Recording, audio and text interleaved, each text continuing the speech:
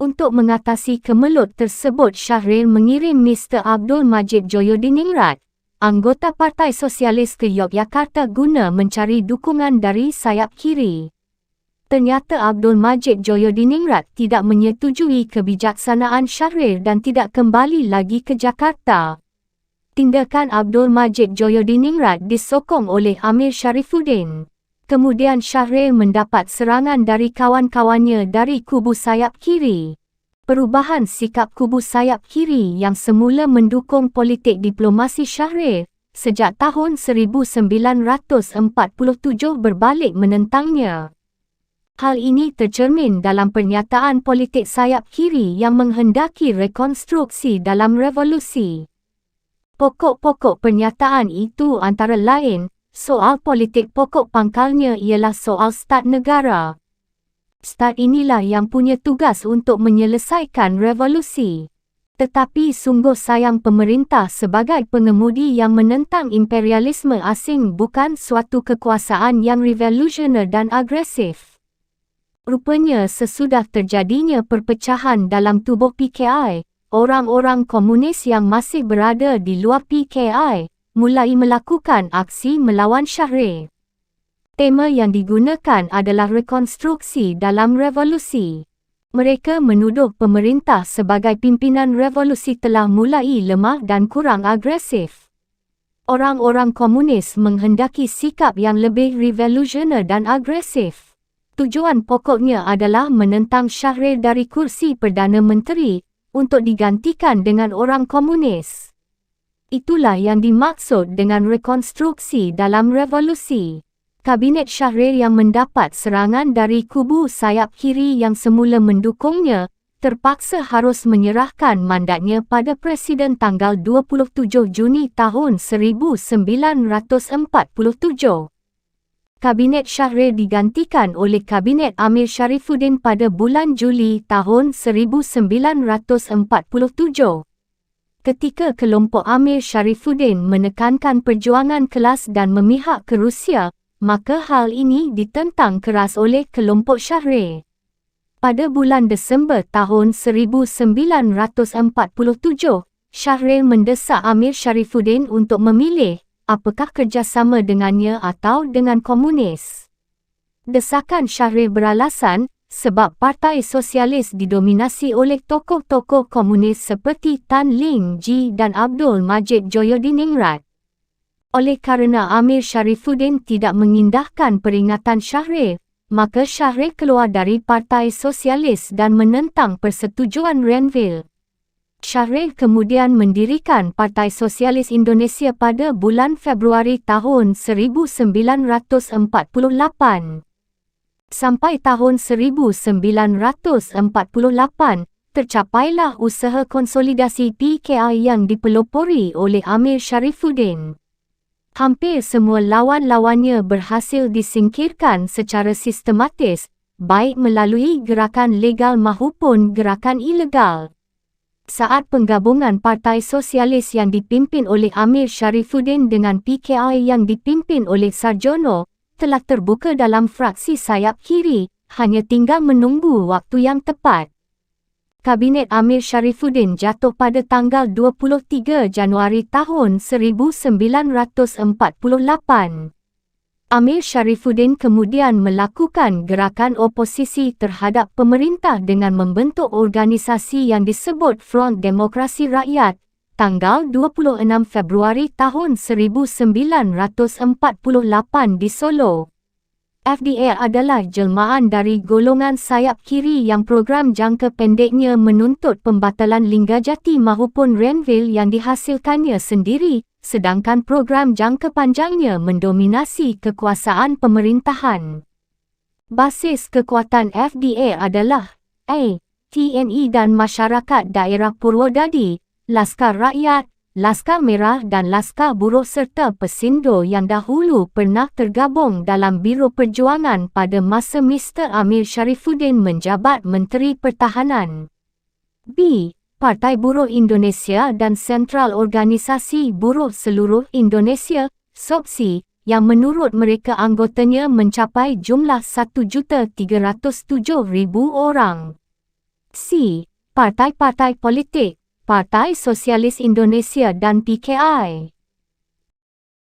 Di tengah-tengah aksi oposisi FDA, pada tanggal 10 Agustus tahun 1948 datanglah Musso, seorang tokoh komunis Indonesia yang telah lama bermukim di Rusia. Kedatangan Musso ini membawa misi dari Komunis Internasional untuk melakukan koreksi terhadap komunis Indonesia. Musso menyatakan bahawa revolusi Indonesia adalah revolusi yang defensif. Revolusi yang defensif adalah salah, karena itu harus diganti dengan revolusi yang ofensif. Ini menurut pandangan Musso dengan membentuk Front Nasional. Tidak lama kemudian Musso mengambil alih pimpinan PKI dari tangan Sarjono. Pada tanggal 24 Agustus tahun 1948, Politbiro CCPKI mengumumkan bahawa perlu dibentuknya satu partai kelas buruh.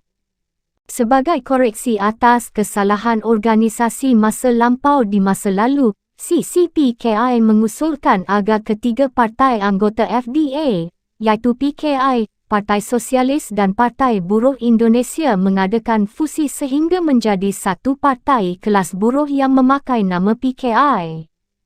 Selanjutnya, berkat koreksi Musso tersebut, beberapa organisasi antara lain SOPSI mengaku bersalah kerana ikut membantu melaksanakan politik kompromi dengan imperialis dan selanjutnya berjanji akan melaksanakan politik anti-imperialisme yang konsekuen. Kemudian CCPKI mencuba mengajak Partai Masyumi dan PNI untuk mengadakan persatuan nasional yang kuat guna menghadapi imperialisme Belanda, sekalipun PKI tahu bahawa mereka akan menolak. Dalam perkembangan selanjutnya, pada tanggal 27 Agustus tahun 1948, Partai Buruh menyatakan meleburkan diri ke dalam PKI. Tindakan serupa diikuti pula oleh Partai Sosialis. Pada tanggal 1 September tahun 1948, kepengurusan FDS sepenuhnya diambil alih oleh pimpinan PKI. Dengan demikian, gerakan FDA sepenuhnya menjadi gerakan PKI. Adapun susunan Politbiro CCPKI adalah sebagai berikut: Sekretaris Jenderal, Musso, Maruto Darusman, Tan Ling Ji dan Ngadiman. Sekretaris Buruh, A. Cokronegoro, D.N. Aidit dan Sutrisno. Sekretaris Pemuda, Wikana dan Suripno. Sekretaris Pertahanan, Mr. Amir Sharifuddin. Agitasi Propaganda, M.H. Lukman dan Sarjono. Organisasi, Sudirman. Urusan Luar Negeri, Suripno. Perwakilan, Nyoto. Urusan Kader-kader, di bawah Sekretaris Umum. Urusan Keuangan, Rochstock. Dengan kedatangan Musso, maka selesailah upaya konsolidasi partai yang dipelopori oleh Mr. Amir Sharifuddin. 4. Menyusun kekuatan bersenjata. Sesudah pecahnya revolusi di Surabaya bulan September tahun 1945, kader PKI 35 bersama sisa-sisa kelompok Amir Sharifuddin mendirikan beberapa organisasi pemuda dan ketentaraan. Organisasi pemuda yang utama adalah Pemuda Republik Indonesia. Kelompok PRI ini sangat popular di Surabaya kerana langsung dapat memanaskan suasana revolusi. Demikian popularnya, dalam waktu yang singkat jumlah anggotanya melebihi jumlah yang diperkirakan. Hampir semua pemuda menyatakan bergabung pada PRI. Markas PRI mula-mula di Jalan Tidak, dulu Wilhelmina Princess Selaan, kemudian pindah ke Simpang Club, sekarang Gedung Pemuda.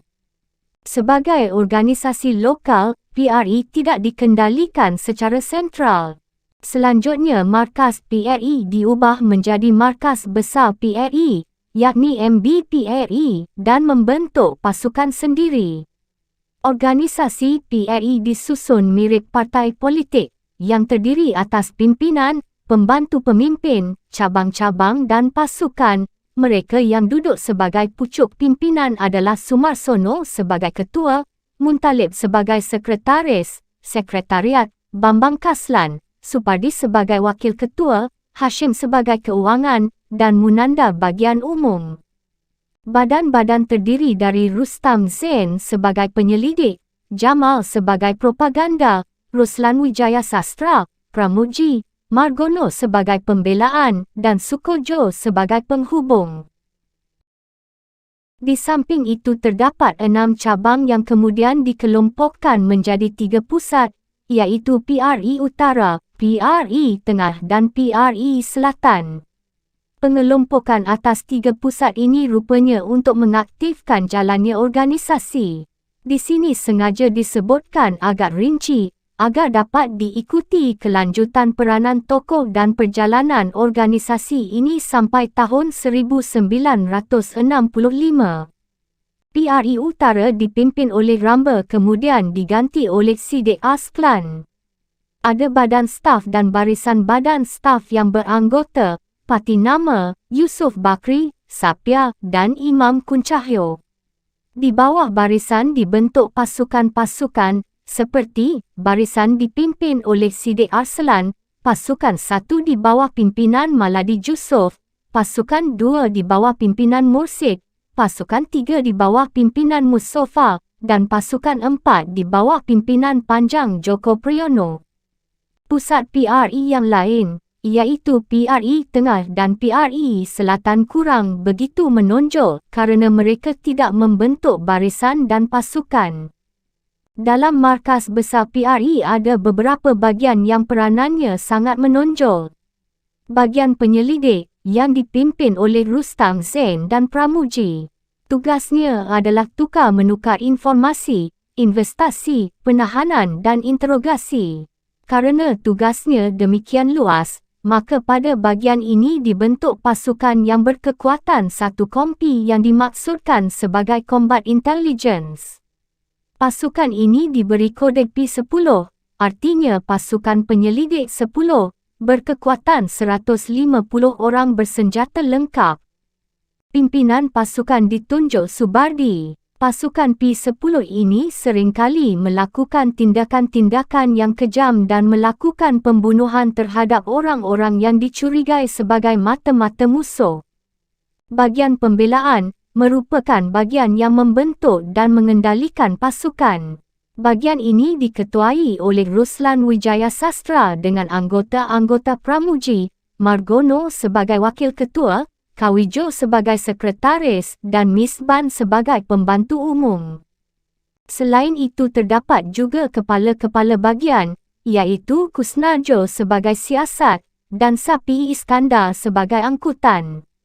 Bahagian ini mempunyai pasukan regular, disusun dalam barisan dan pasukan yang juga diasramakan. Barisan tersebut adalah Barisan 1 yang dipimpin oleh Trenggono, Mantan Sodanco dan Salimin, Mantan Heiho, Barisan 2 yang dipimpin oleh Basuki, Barisan 3 yang dipimpin oleh Ismail, Mantan Budanco dan Barisan yang dipimpin oleh Sutejo Eko. Di samping membentuk dan mengendalikan pasukan, peran bahagian pembelaan ini adalah membagi senjata-senjata untuk membantu beberapa kesatuan PRI di luar Surabaya. Ada pasukan yang mendapat bahagian kecil antara 25 hingga 50 pucuk senjata, tetapi ada juga yang mendapat bahagian besar. Bahagian yang terbesar diberikan kepada pasukan Banu Mahdi, mantan Sodanco Tentara Petepesitan di Madiun. Lewat Joko Siono, seorang anggota grup Geraf Amir Sharifuddin yang berhasil menyusup sebagai tentara peta di Madiun, memberikan 500 pucuk senjata kepada pasukan Banu Mahdi yang dikirim ke front Jakarta. Pasukan ini kemudian tergabung dalam Resimen Mo, Fraini Mukmin. Bahagian terbesar kedua sebanyak 300 pucuk disampaikan kepada Martono Brotokusumo, kemudian menjadi Komandan Brigade Joko Untung yang katanya untuk keperluan markas besar urusan MBOTKR. Apakah senjata tersebut sampai ke MBOTKR? Tidak ada sumber yang membenarkan. Betapa kuat dan sangat popularnya PRI Surabaya ini dapat dilihat ketika Mr. Amir Sharifuddin menggunakan PRI untuk mencaplok organisasi pemuda lain pada Kongres Pemuda 1 di Yogyakarta. PRI Surabaya adalah inti dari Pemuda Sosialis Indonesia, yakni Pesindo, organisasi pemuda pendukung kebijaksanaan Mr. Amir Sharifuddin yang berskala nasional. Sementara masih dalam suasana revolusi itu, Dr. Mustopo Ketua BKR Jawa Timur berhasil menaklukkan Mayor Jeneral IWAB pada bulan September tahun 1945. Dr. Mustopo membentuk Kementerian Pertahanan dan mengangkat diri selaku Menteri Pertahanan. Di antara stafnya yang ditunjuk untuk mengurus masalah Angkatan Laut adalah Atmaji atau Joko Atmaji yang baru tiba dari Jakarta. Atmaji semula adalah Sekretaris Gerindo di bawah Mr. Amir Sharifuddin. Pada awal pendudukan Jepang, ia menghindarkan diri dari tangkapan Jepang. Namun tidak lama kemudian ia tertangkap di Bojonegoro lalu dijebloskan dalam tahanan Kempetai di Tanah Abang bersama Che Mamat dan kawan-kawannya yang lain. Selaku staf Menteri Pertahanan, Atmaji mengadakan aktivitas di sekitar basis Angkatan Laut Surabaya. Bahkan ia berhasil menaklukkan pasukan Angkatan Laut Jepang di Pulau Nyamukan.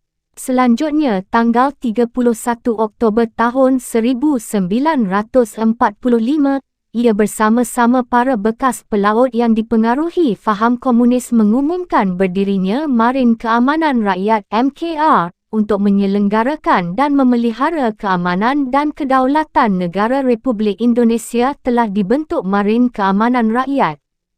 Atmaji mengangkat dirinya sebagai Laksamana Marin Keamanan Rakyat. Sebagai Kepala Staf MKR, ditunjuk Gunadi, seorang bekas bintara Marin Angkatan Laut Belanda. Setelah Surabaya jatuh ke tangan pasukan Inggeris pada bulan Desember tahun 1945, markas besar TKR dipindahkan dari Surabaya ke Lawang, Malang. Di sini MKR membentuk semacam pasukan marinir yang diberi nama Tentara Laut Republik Indonesia, TLRI. Atmaji menunjuk Katam Hadi, bekas pegawai jawatan kereta api yang kemudian menjadi Daidanco Tentara Petah di Mojokerto, sebagai komandan TLRI. Oleh kerana TLRI dianggap sebagai korps yang dikendalikan dari Lawang, maka disusunlah dua divisi TLRI, iaitu Divisi TLRI 1 yang berkedudukan di Malang dan Divisi TLRI 2 yang berkedudukan di Solo. Sesudah agresi militer satu Belanda, 21 Juli tahun 1947, markas besar TLRI dipindahkan dari Lawang ke Tulung Agung. Lahirnya MKR dan TLRI di Lawang ini menimbulkan kekisruhan dalam tubuh kekuatan laut. MKR dan TLRI di Lawang membentuk markas tertinggi MKR. Padahal di Yogyakarta telah lebih dahulu terbentuk markas tertinggi TKR bagian laut yang dipimpin oleh Laksamana Muda M. Pardi sebagai Kepala Staf Umum. Pemerintah dalam hal ini Menteri Pertahanan Mr. Amir Sharifuddin berusaha keras untuk menyatukan dua organisasi kekuatan ini. Pada tanggal 24 Desember tahun 1945 diadakan konferensi segenap unsur kekuatan laut di Yogyakarta.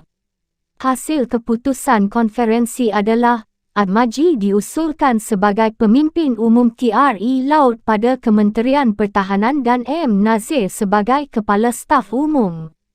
Konferensi ini ternyata tidak memecahkan masalah, bahkan sebaliknya memperuncing masalah. Pihak Amir Sharifuddin tidak ingin kehilangan kekuatan yang telah dibina oleh Atmaji sejak dari Surabaya. Akhirnya tercapai kesepakatan. Atmaji diangkat sebagai Kepala Urusan Angkatan Laut pada Kementerian Pertahanan yang bermarkas di Lawang. Tampaknya kesepakatan ini tidak memuaskan kelompok Amir Sharifuddin. Pada tanggal 19 Juli tahun 1946, diadakan konferensi di Lawang yang khusus membahas organisasi. Konferensi memutuskan, pertama, markas tertinggi TRE Laut berkedudukan di Lawang dan sub-markas tertinggi di Yogyakarta. Kedua, nama Angkatan Laut Republik Indonesia secara resmi digunakan. Dalam konferensi ini, kelompok Amir Syarifuddin mencuba memindahkan markas tertinggi TRE Laut dari Yogyakarta ke Lawang di bawah Atmaji. Usahanya ini banyak mendapat tantangan. Agar supaya tidak terlalu banyak kehilangan kekuatan, maka Menteri Pertahanan Mr. Amir Syarifuddin mengganti nama markas tertinggi di Lawang menjadi Direktorat Jenderal Urusan Angkatan Laut Republik Indonesia dengan susunan pimpinan adalah Direktur Jenderal Laksamana Muda Atmaji, Kepala Staf Jenderal Mayor Katam Hadi, dan Wakil Kepala Staf Kolonel Subarjo. Perlu dicatat bahawa Direktorat Jenderal ini tetap membawahi Divisi-Divisi Tentara Laut Republik Indonesia, TLRI yang berada di Malang dan Solo. TLRI tidak pernah bergabung dengan ALRI. Pada tanggal 14 November tahun 1945, Kabinet Syahrir terbentuk. Kabinet ini merupakan Kabinet Parlementer yang pertama. Mr. Amir Syarifuddin ditunjuk sebagai Menteri Keamanan Rakyat. Segera setelah menduduki posnya, ia menyatakan konsepsinya mengenai ketentaraan, antara lain, tentara harus disusun menurut model Red Army, tentara Rusia, tentara berwatak anti-kapitalis imperialis, dan tentara harus tahu politik dan dibimbing oleh opsir-opsir politik. Ternyata organisasi tentara yang ia jumpai pada waktu itu telah membesar sedemikian rupa, bahkan telah memilih Kolonel Sudirman sebagai pimpinan tertinggi tentara untuk menggantikan Supriyadi, pemimpin pemberontakan Petah di Blitar yang tidak diketahui beritanya. Terpilihnya Kolonel Sudirman sebagai pemimpin tertinggi TKR, kemudian Panglima Besar, sesungguhnya kurang berkenan di hati Menteri Keamanan Rakyat Mr. Amir Syarifuddin mahupun Perdana Menteri Syahrir. Mereka berpendapat tentara harus bersih dari sisa-sisa pendukung fasisme Jepang kerana khawatir akan timbulnya bahaya militerisme. Mereka tidak mengenal pemimpin TKR Sudirman. Mereka menginginkan orang lain, seperti yang diklaim sebagai hasil binaan Dr. Ismail, anggota geraf kelompok Amir Syarifuddin. Namun kenyataan menunjukkan lain. Presiden Sukarno mengukuhkan Kolonel Sudirman sebagai Panglima Besar TKR dengan pangkat Letnan Jeneral. Kementerian Pertahanan mulai dibentuk. Staf markas tertinggi TKR dibagi menjadi dua. Sebagian menjadi staf Kementerian Keamanan dan sebagian lagi menjadi staf markas tertinggi. Yang termasuk diambil oleh Kementerian Pertahanan adalah Badan Pendidikan Tentara. Badan Pendidikan kemudian diperluas fungsi-fungsinya, disesuaikan dengan konsep Menteri Pertahanan Mr. Amir Syarifuddin, iaitu tentara harus tahu politik, yang harus dibimbing oleh opsir-opsir politik. Berdasarkan konsep itu, Badan Pendidikan itu diubah menjadi Pendidikan Politik Tentara pada tanggal 30 Mei tahun 1946. Sampai dengan bulan Mei tahun 1946, Letjen Sudirman berhasil mengkonsolidasi Tentara Republik Indonesia. Letjen Sudirman telah muncul sebagai saingan Menteri Amir Syarifuddin kerana memang secara organisatoris TRI tidak di bawah Menteri Pertahanan. Menteri Pertahanan Amir Syarifuddin pada bulan Mei tahun 1946 membentuk Pendidikan Politik Tentara untuk mendidik dan menghasilkan perwira yang disebut opsir-opsir politik. Opsir-opsir tersebut kemudian disebar ke divisi, resimen TRI atau kesatuan yang lebih rendah. Namun opsir-opsir politik yang dikirim dari Kementerian Pertahanan ditolak oleh para komandan kesatuan TRI. Tantangan pun datang pula dari luar TRI. Sebahagian besar politisi menganggap bahawa opsi politik yang ditempatkan di pelbagai kesatuan dapat menimbulkan perpecahan dan merusak persatuan bangsa, khususnya dalam tubuh TRE, serta merusak tatanan komando. Jelaslah bahawa pepolit dan segala aktivitas opsi politik merupakan upaya kelompok komunis untuk mencuba menguasai tentera lewat jalan ideologi. Di samping usaha untuk menguasai TRE melalui pepolit, Menteri Pertahanan Mr. Amir Sharifuddin membentuk badan baru, iaitu Biro Perjuangan, yang bertugas mengkoordinasikan seluruh badan-badan perjuangan dalam Kementerian Pertahanan. Pimpinan Biro Perjuangan ialah Joko Siono, dari kelompok Amir Sharifuddin, dibantu oleh Insinyur Sakirman, pemimpin Laskar Rakyat. Di daerah-daerah dibentuk pula inspektorat-inspektorat Biro Perjuangan yang dikuasai oleh Laskar Komunis, terutama Laskar Pemuda Sosialis Indonesia Persindo. Tujuannya jelas, minimal untuk mengurangi kekuatan dan kekuasaan Letjen Sudirman dan selanjutnya untuk menjatuhkannya yang sejak semula memang tidak mereka sukai. Oleh kerana itu, Biro Perjuangan dikembangkan secara pesat dan aktivitas pepolit ditingkatkan untuk mempengaruhi tentara agar mengerti asas perjuangan komunis. Melalui kedua badan ini, kelompok komunis mempersiapkan kekuatan bersenjatanya dengan cara lain. Adanya dua kekuatan bersenjata, iaitu TRE dan Laskar Badan Perjuangan yang saling konflik baik dalam masalah kepentingan politik, ideologi dan lain-lain sangat merugikan strategi perjuangan bangsa. Atas prakarsa Presiden, pimpinan Angkatan Perang dan sejumlah politisi, maka kedua kekuatan bersenjata ini diintegrasikan dalam satu wadah organisasi baru, iaitu Tentara Nasional Indonesia. Nama TNI mencerminkan tekad dan pengabdian tentara sebagai pembela kepentingan bangsa dan negara, bukan kepentingan golongan atau kelompok. TNI mencakup pengertian sebagai kekuatan hankam dan sebagai kekuatan sosial politik. Secara formal integrasi ini dimulai pada bulan Juni tahun 1947 dan pelaksanaannya dilakukan secara bertahap. Sebagai jalan tengah, pada tingkat pimpinan dibentuk pimpinan kolektif yang terdiri atas unsur TRE dan laskar-laskar yang disebut pucuk pimpinan TNI. Ketua, Jenderal Sudirman, Panglima Besar. Anggota, Letnan Jenderal Urip Sumoharjo sebagai Kepala Staf Umum. Laksamana Muda Nazir sebagai Panglima AURI. Komodo Muda Surya Dharma sebagai Kepala Staf Angkatan Udara. Jenderal Mayor Insinyur Sakirman sebagai Laskar Rakyat. Jenderal Mayor Joko Sujono sebagai Biro Perjuangan.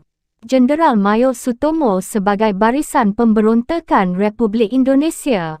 Lahirnya TNI dan kepemimpinan kolektif TNI merupakan pukulan politis yang merugikan kelompok komunis. Kekuatan bersenjata komunis yang dibinanya sejak tahun 1945 akan diserap oleh TNI apabila integrasi benar-benar dilakukan. Sejalan dengan proses pengintegrasian tersebut, Menteri Pertahanan Amir Sharifuddin mengubah organisasi Kementerian Pertahanan dengan maksud mengukuhkan status beberapa kesatuan laskar agar tetap berada di bawah pembinaannya, seperti Tentara Laut Republik Indonesia serta membentuk organisasi TNI Masyarakat pada bulan Agustus tahun 1947. Pelaksanaan integrasi dihambat. Pembentukan TNI ini ternyata semakin memperkuat posisi Jenderal Sudirman sebagai Panglima Besar Angkatan Perang. Untuk menyelamatkan kekuatan bersenjatanya, Mr. Amir Sharifuddin membuat move politik baru lewat Komite Nasional Indonesia Pusat untuk menjatuhkan Panglima Besar Sudirman dan menguasai sepenuhnya Angkatan Perang. Zainul Baharudin, seorang anggota fraksi sayap kiri dalam Kenip, mengajukan suatu mosi, iaitu mosi rasionalisasi Angkatan Perang. Mosi ini berisi desakan agar diadakan reorganisasi Angkatan Perang yang langsung berada di bawah Menteri Pertahanan. Usaha Mr. Amir Sharifuddin ternyata kandas dan bahkan menjadi bumerang bagi kelompoknya. Sekalipun demikian, Mr. Amir Sharifuddin sebagai wakil dari kelompok komunis secara sistematis berhasil menyusun kekuatan bersenjata komunis yang apabila sewaktu-waktu diperlukan telah siap untuk digunakan merebut kekuasaan negara. Bab kelima, jatuhnya Kabinet Amir Sharifuddin, munculnya kelompok oposisi Front Demokrasi Rakyat. 1. Oposisi Front Demokrasi Rakyat di Komite Nasional Indonesia Pusat. Hanya dalam waktu 18 hari sejak Kabinet Amir Sharifuddin memimpin pemerintahan, Belanda melancarkan perang kolonialnya yang pertama tanggal 21 Juli tahun 1947. Dalam agresi militer pertama, sistem pertahanan RI yang berbentuk linear terpaksa bobol menahan arus serangan Belanda. Namun agresi Belanda ini segera diakhiri dengan adanya campur tangan pihak luar, kerana PBB dan KTN mengusulkan untuk diadakan suatu persetujuan antara kedua belah pihak yang sedang bertempur. Lahirlah Perjanjian Indonesia-Belanda di bawah Komisi Tiga Negara di geladak kapal Renville, sehingga dikenal sebagai Perjanjian Renville, dan beberapa hari kemudian Kabinet Kiri jatuh. Wakil Presiden Muhammad Hatta yang ditunjuk sebagai formatur penyusunan kabinet baru, berhasil menempatkan personaliannya dan menentukan program sebagai berikut. A. Menyelenggarakan persetujuan Renville. B. Mempercepat pembentukan NIS. C. Rasionalisasi Angkatan Perang. D. Pembangunan. Sebelum Kabinet Presidentil ini terbentuk pada tanggal 29 Januari tahun 1948, Hatta sebagai pemegang mandat, tanpa menghilangkan prinsip-prinsip demokrasi, telah memberikan 4 kursi untuk golongan sosialis. Akan tetapi tawaran ini tidak diterima, kerana mereka menghendaki 9 kursi dan menuntut tempat-tempat yang merupakan unsur-unsur terpenting, seperti bidang perhubungan dan sosial, penerangan, Kementerian Perhubungan dan sebagainya. Sudah barang tentu keinginan mereka ditolak, dan bagi Hatta yang merupakan seorang tokoh anti-komunis yang konsekuen dalam hal ini, tidak ada tawar-menawar lagi, ialah golongan kiri diberikan 4 kursi dengan sekaligus ditentukan di mana mereka harus duduk. Setelah Kabinet Hatta dilantik pada tanggal 3 Februari tahun 1948, Perdana Menteri Hatta berpidato di hadapan sidang Badan Pekerja Kenip untuk memperjelas ke mana perjuangan Republik Indonesia akan diarahkan. Dari pidato itu dapat diketahui dengan gamblang perbezaan politik Hatta dengan grup sayap kiri Front Demokrasi Rakyat. Tekanan Hatta diletakkan kepada aspek-aspek yang pragmatis, sedangkan Amir Sharifuddin diletakkan kepada segi-segi ideologi. Sejak itu pertentangan antar partai-partai politik pemerintah dan pihak oposisi semakin menghebat.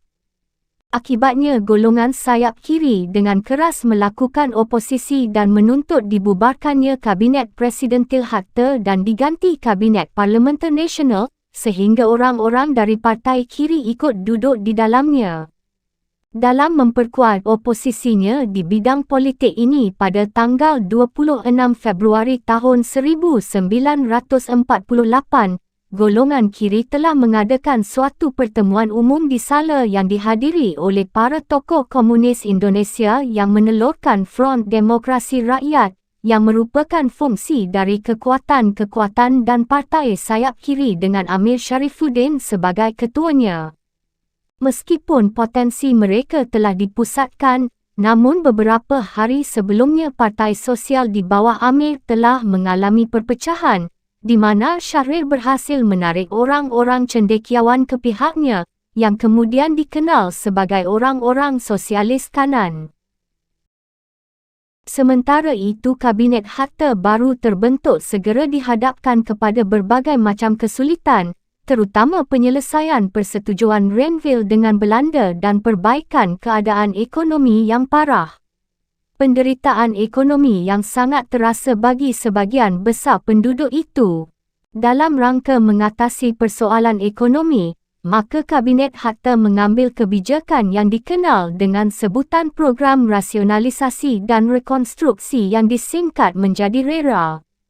Dengan RERA, Kabinet Hatta dapat mengatasi dua persoalan pokok sekaligus, iaitu mengecilkan defisit dan anggaran belanja negara serta menyusun tentara, suatu komando dalam bentuk yang efektif, kerana Hatta yang juga merangkap sebagai Menteri Pertahanan menyadari adanya bahaya dengan terbentuknya TNI masyarakat. Sebenarnya reorganisasi Angkatan Perang adalah perwujudan dari misi Zainal Baharudin dari sayap kiri yang telah diterima oleh BP Kenik tanggal 20 September tahun 1947, yakni semasa Amir Sharifuddin menjabat Perdana Menteri merangkap Menteri Pertahanan. Maksud golongan kiri mengadakan misi tersebut ialah menempatkan Angkatan Perang di bawah komando kaum komunis Menteri Pertahanan Amir Sharifuddin. Undang-Undang Nombor 3 Tahun 1948 tentang rasionalisasi yang telah dipersiapkan sejak masa Amir, setelah Kabinet Hatta berkuasa, maka pelaksanaannya ditentang oleh golongan kiri sendiri. Padahal pemerintah Hatta berusaha mengkoordinir dirinya via rasionalisasi di semua lapangan untuk melaksanakan dan menyesuaikan diri dengan persetujuan Renville. Bila sayap kiri dengan keras melakukan oposisinya, hanyalah mencari-cari alasan untuk menghancurkan pemerintah Hatta yang kesemuanya berakar dari pengaruh politik dan ideologi. Selain itu, semasa Amir berkuasa, kecuali telah membina TNI, masyarakat beserta orang-orangnya dan menandatangani perjanjian Renville yang sedikit banyak makin menguntungkan perjuangan golongan kiri, juga telah mengirimkan perutusan ke Eropah Timur. Suripno, seorang mahasiswa yang sedang menuntut pelajaran di negara sosialis Polandia, oleh Kabinet Amir telah diangkat sebagai Duta Besar Luar Biasa RJ, yang di kemudian hari berhasil meratifikasi pembukaan hubungan konsular antara pemerintah Indonesia dan pihak Rusia yang diwakili oleh Duta Besar Soviet M.A. Salim di Praha. Dengan demikian, jelas kaum komunis Indonesia mulai mencari kontak untuk mendapatkan dukungan diplomatik dengan Pusat Gerakan Komunis Dunia, yang kemudian hari ternyata musuh yang telah berpuluh-puluh tahun dididik dan digembleng tentang taktik dan strategi dasar perjuangan komunis di Moskow, segera didatangkan kembali ke tanah air. Sikap Amir Sharifuddin yang keras melakukan oposisi terhadap pemerintah Hatta menimbulkan perpecahan di dalam Partai Sosialis. Kelompok Syahrir menentang tindakan Amir, dan dengan telah adanya perbezaan lainnya yang telah ada sebelumnya. Syahrir akhirnya memisahkan diri dari Partai Sosialis dan koalisi sayap kiri pada tanggal 13 Februari tahun 1948. Syahrir mendirikan Partai Sosialis Indonesia. Partai baru ini segera bersumpah untuk mendukung pemerintahan Hatta. Sejak itu pimpinan sisa Partai Sosialis berada di tangan Amir Sharifuddin dan rekan-rekannya, Tan Ling Ji dan Abdul Majid. Propaganda kampanye oleh tokoh-tokoh FDR ke seluruh karesidenan di wilayah Republik Indonesia di Jawa Tengah dan Jawa Timur dilaksanakan secara intensif. Berlandaskan konsep kampanye yang telah diputuskan oleh Dewan Harian FDR tertanggal 15 Februari tahun 1948 yang terdiri dari 10 pasal, yang terpenting adalah pembubaran Kabinet Presidentil dan diganti secepatnya dengan Kabinet Parlementer, dengan formatur-formaturnya harus dari sayap kiri, Front Demokrasi Rakyat. Kabinet Hatta bukanlah suatu kabinet ahli, tetapi Kabinet Masyumi yang ditutupi oleh Wakil Presiden Hatta. FDR tidak dapat menerima Kabinet Masyumi kerana pemerintah ini berbau agama dan para pemimpin agama Islam dapat bertindak semaunya.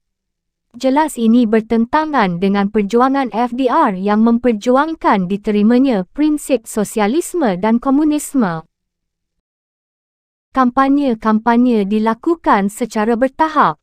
Pertama, mengadakan rapat-rapat umum, pertemuan-pertemuan tertutup, pertemuan bersama dengan partai-partai dan organisasi lain seperti PNI, PSEE, Masyumi, Parkindo, BPAE. Kedua, mengadakan pertemuan dengan pejabat-pejabat pemerintah, polisi, tentara, terutama dengan para bawahan. Ketiga, FDA mewaspadai agar agama jangan digunakan oleh pemimpin-pemimpinnya untuk kepentingan mereka sendiri. FDA setuju dengan ajaran agama, tetapi dengan cara delicate teaching. Tujuan sosialis komunis adalah tujuan yang ideal baginya, dan FDA menyatakan pula, apabila kekuasaannya telah berada di tangannya, semuanya akan berjalan dengan beres. Aktivitas lainnya di dalam melakukan aksi propagandanya adalah kampanye pers, penyebaran pamflet-pamflet, poster-poster, siaran radio, melakukan demonstrasi dan lain-lain. Di dalam tahap ini belum dipandang waktunya untuk mengadakan pemogokan-pemogokan, pemboikotan sebagai alat perjuangan yang demokratis. Lawan-lawan FDA kemudian menemukan bahawa ternyata rencana kampanye FDA ini tidak terdiri atas 10 fasal tetapi 11 fasal. Fasal ini menyatakan perlu dipersiapkannya aksi-aksi ilegal yang berbunyi A. Menimbulkan kekacauan di mana-mana selama Kabinet Masyumi masih memerintah dengan mengerahkan gerombolan-gerombolan untuk melakukan plunder, merompak secara intensif siang dan malam. Polisi tidak cukup kuat untuk menumpasnya. Jika hal ini dapat dilaksanakan dengan efisien dan tepat, seluruh rakyat akan hidup dalam ketakutan yang tetap dan sebagai akibatnya rakyat akan kehilangan kepercayaan kepada pemerintah. B. Tindakan-tindakan keras harus dijalankan seperti menculik, kalau perlu terhadap orang-orang, termasuk mereka yang telah keluar dari FDA, yang menentang rencana dari FDA, Partai Buruh Merdeka, Syarikat Buruh Gula dan lain-lain. Akibatnya hubungan antara FDA dan Kabinet Harta semakin renggang, sementara itu oposisi FDA semakin hari semakin radikal. Namun pada bulan Maret, April tahun 1948 relatif tenang bagi Republik, kerana secara formal Amir Sharifuddin, Ketua FDA menyatakan kesediaannya untuk melakukan oposisi loyal, membantu pelaksanaan Renville dan upaya-upaya untuk melancarkan penerimaan pasukan-pasukan yang dihijrahkan dari daerah-daerah yang telah diduduki Belanda. Tantangan terhadap salah satu program Kabinet Harta, iaitu melakukan rasionalisasi dan reorganisasi, sekalipun Panglima Besar Sudirman secara bijaksana mencuba untuk menenangkan situasi dan membela Kabinet Harta. Panglima Besar menyatakan bahawa Angkatan Perang RI telah siap untuk melaksanakan rasionalisasi dan reorganisasi kerana telah direncanakan sejak Kabinet Syahrir, sebuah kabinet yang didukung sayap kiri. Namun mulai akhir Mei tahun 1948, Front Demokrasi Rakyat merubah strategi dan meningkatkan oposisinya yang lebih radikal terhadap pemerintah Harta, yang juga disebutnya sebagai Kabinet Masyumi, sedangkan pemerintah menunjukkan kecenderungan untuk menjadi lebih kuat dan lebih percaya diri untuk memimpin pemerintahan tanpa melibatkan sayap kiri FDA. Sejak akhir Mei dan awal Juni, FDA meningkatkan kampanye perlawanan lebih keras dan lebih terarah terhadap pemerintah. Serangan politiknya semakin meningkat terutama diarahkan kepada Partai Masyumi. Serangan agitatif meningkat agar merealisasikan hubungan diplomatik dengan Rusia dan mendesak kepada pemerintah agar bersikap lebih keras terhadap Belanda yang semakin merupakan ancaman nyata. Dalam rangka mendapatkan dukungan politik dan militer, Front Demokrasi Rakyat di Komite Nasional Indonesia Pusat meningkatkan propaganda-propaganda dengan segala cara untuk memenangkan pengaruh simpati. Penggalangan politik dilakukan untuk mendapatkan bantuan dari berbagai strata masyarakat di dalam Republik Indonesia. Dari para pemuda yang tidak sabar dan tidak puas terhadap sikap pemerintah yang terlalu lunak terhadap Belanda, dari para anggota TNI yang kecewa terkena oleh program rasionalisasi rekonstruksi, para petani yang nasibnya selalu berada di dalam keadaan tidak baik kerana padatnya penduduk terutama di wilayah Jawa Tengah, ketidakpuasan para buruh yang menderita paling berat kerana sebahagian besar hidup di kota-kota, begitu pula kerana ketatnya blokade laut pihak Belanda dan lain-lain. Meski oposisi FDA semakin menguat, namun FDA masih melakukan oposisi secara parlementer. Program oposisi FDA secara parlementer adalah A. Mempengaruhi BPTNI untuk meninggalkan mosi supaya program FDA harus menjadi program pemerintah. Oleh kerana itu pemerintah hatta harus dibubarkan dan diganti dengan pemerintahan parlementer. B. Mempercepat pembentukan Front Nasional dan selanjutnya apabila front sudah terbentuk, maka Front Nasional akan mengadakan kampanye yang luas untuk membubarkan kabinet.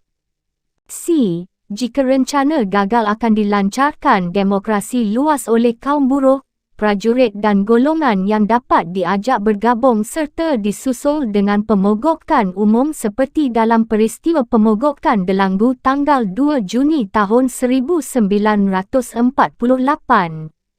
2. Gerakan Front Demokrasi Rakyat dan peristiwa pemogokan di Delanggu 28 Juni tahun 1948. Dalam rangka menanamkan pengaruhnya, maka FDA telah berupaya mendekati kaum buruh dan petani, terutama sekali pada Organisasi Barisan Tani Indonesia. Sentral Organisasi Buruh Seluruh Indonesia, yang mempunyai keanggotaan kurang lebih 200,000 hingga 300,000 orang.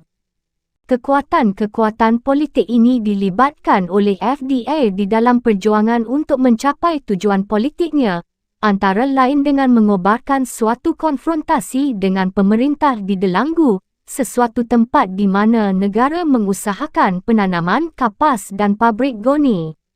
Ladang-ladang kapas merupakan sumber utama bahan mentah untuk industri tekstil yang sedikit itu di wilayah Republik Indonesia. Akibat pendudukan Belanda di daerah-daerah Republik Indonesia, terutama daerah-daerah yang subur dan daerah-daerah industri kecil, masalah makanan menjadi masalah gawat. Akibat blokade Belanda, mengalirnya pengungsi dari daerah pendudukan dan tekanan jumlah penduduk yang meningkat kuat, membawa persoalan-persoalan baru. Penduduk ingin mengambil tanah-tanah konversi, iaitu milik asing maupun milik Kesunanan Solo dan Kesultanan Yogyakarta, padahal Republik Indonesia menjadi milik perkebunan-perkebunan asing, ini dalam rangka Manifest 1 November tahun 1945. Pemerintah sendiri sebenarnya telah menyadari bahawa masalah ini perlu ditinjau kembali kerana kurang sesuai dengan alam kemerdekaan. Tekanan terhadap soal tanah, tuntutan upah yang lebih baik dan kekurangan-kekurangan di dalam bidang sandang pangan akhirnya berwujud di dalam pemogokan Delanggu. Pihak buruh di Delanggu di bawah pimpinan Lembaga Buruh Tani LBT, bernaung di bawah SOKSI, sebenarnya sejak bulan Februari tahun 1948, telah mengajukan tuntutan kenaikan gaji dan jatah beras kepada pemerintah. Pada prinsipnya pemerintah setuju untuk meluluskan permintaan tersebut, tetapi belum dapat memenuhi kerana terhalang oleh persoalan-persoalan teknis, antara lain kerana tidak tersedianya persediaan tekstil yang cukup dan akan membahayakan nasib perusahaan yang sangat diperlukan bagi industri tekstil. Akibat pertentangan yang semakin meruncing, LBT mengultimatum pemerintah apabila tuntutan buruh tidak dipenuhi sampai tanggal 19 Juni, maka akan diadakan pemogokan. Jawaban pemerintah yang dianggap tidak memuaskan mengakibatkan SOPSI pada tanggal 19 Juni tahun 1948 pada jam 7 mengambil alih persoalan mogok dan sejak itu masalah pemogokan menjadi masalah politik. Tanggal 23 Juni tahun 1948, buruh mulai mogok di pabrik karung dan di 7 perkebunan kapas.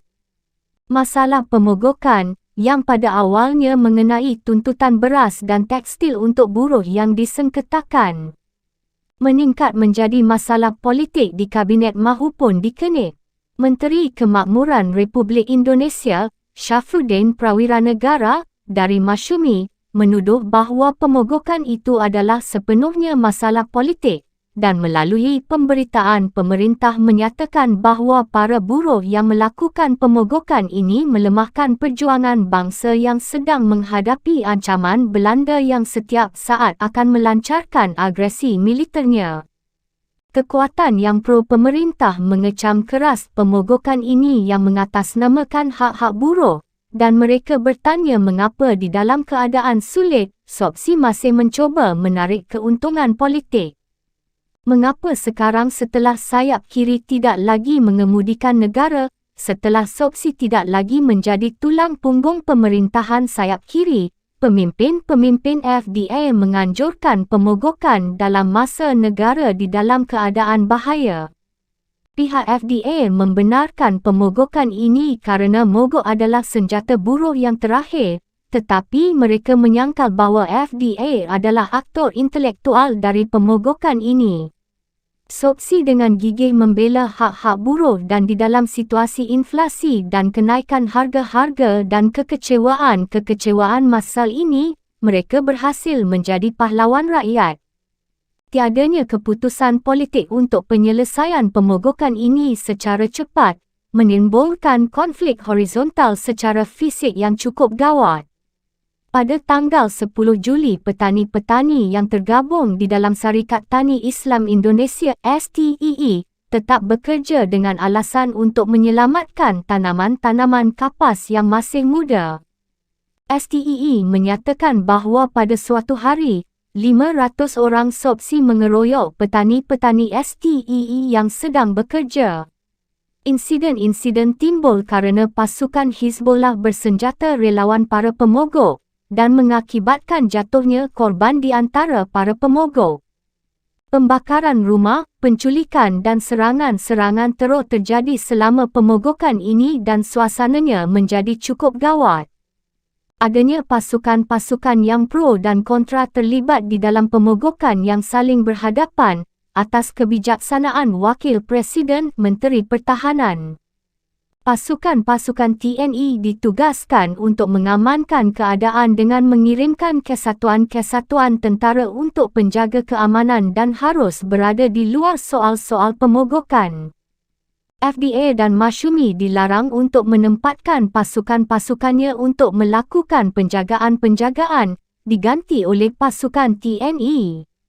Panglima Besar Sudirman menegaskan bahawa ditugaskannya pasukan TNI untuk mengamankan pemogokan, diarahkan sepenuhnya untuk mengamankan keadaan dan tidak melibatkan diri di dalam masalah pemogokan. Di dalam suasana yang gawat ini, TNI adalah kesatuan yang tidak mencampuri soal-soal praktis. Posisi fisik pemerintah kuat dengan sikapnya yang tegas dan wajar. Pemerintah menyatakan bersedia untuk menerima tuntutan-tuntutan buruh, tetapi di pihak lain menegaskan akan adanya kenyataan-kenyataan yang harus dipatuhi.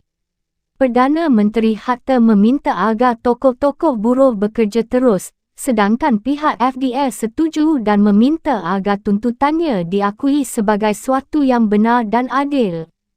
Tanggal 18 Juli pemogokan Delanggu dihentikan. Posisi Hatta bertambah kuat, sedangkan senjata mogok FDA tidak dapat menumbangkan pemerintah Hatta. 3. Kedatangan tokoh PKI musuh Agustus tahun 1948 dan konsolidasi PKI. Di tengah-tengah menguatnya kegiatan Front Demokrasi Rakyat, FDA, datanglah musuh seorang pemimpin dari tokoh komunis Indonesia yang telah berada di Moskow sejak tahun 1925. Ia pergi ke Moskow dalam rangka minta persetujuan Stalin untuk melancarkan pemberontakan rakyat yang akan direncanakan pada tahun 1928. Sesuai dengan hasil kesepakatan Kongres Prambanan yang telah diadakan pada bulan Desember tahun 1925. Namun Stalin tidak menyetujuinya kerana saatnya belum tiba dan ia diperintahkan kembali ke Indonesia untuk meneruskan perjuangan secara ilegal. Akan tetapi sebelum ia sampai ke Indonesia, pemberontakan meletus tahun 1926. Tidak seperti yang direncanakan semula, sehingga demi keselamatannya ia terpaksa balik kembali ke Moskow menyusup ke Rusia. Sedangkan pemberontakan PKI tersebut mengalami kegagalan kerana munculnya secara setempat-setempat saja sehingga pemerintah kolonial Belanda lebih mudah mengatasi pemberontakan tersebut.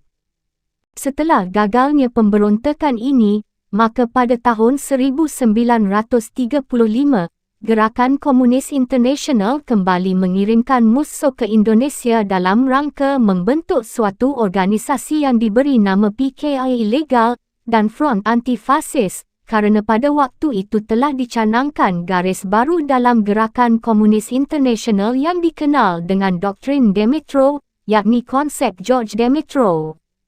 Intisari dari doktrin Demetro tersebut ialah bahawa kaum komunis harus bekerja sama dengan kekuatan apapun juga termasuk kaum imperialisme, kolonialisme untuk ditarik ke dalam front anti-fasis guna menghadapi bahaya Jerman, Itali dan Jepang secara bersama-sama. Namun front anti-fasis ternyata tidak dapat berjalan dan PKI ilegal tidak dapat berkembang mahupun kerana Belanda tidak tertarik bekerja sama dengan komunis, sehingga pada tahun 1936 musuh meninggalkan Indonesia menuju Moskow. Namun 14 tahun kemudian tepatnya pada tanggal 13 Agustus tahun 1948, musuh kembali lagi ke Indonesia bersama Soekarno yang telah ditugaskan oleh pemerintah Republik Indonesia untuk menghadiri konferensi pemuda di Praha dan menjajaki kemungkinan membuka hubungan diplomatik dengan negara-negara Eropah Timur. Musuh berhasil menerobos blokade Belanda dengan menyamar sebagai Suparto Sekretaris Suripno dan mendarat dengan pesawat Catalina di Tulung Agung. Beberapa hari kemudian tepatnya pada tanggal 13 Agustus tahun 1948 ia menghadap Presiden dan Wakil Presiden setelah lebih dahulu singgah di Bukit Tinggi. Suripno bersama Suparto yang mengaku sebagai Sekretaris Suripno sampai di Yogyakarta pada tanggal 11 Agustus. Setelah memberikan laporan kepada Menteri Luar Negeri Haji Agus Salim, Suripno memberikan penjelasan tentang hasil kegiatannya dan politik internasional kepada kawan-kawan sepahamnya.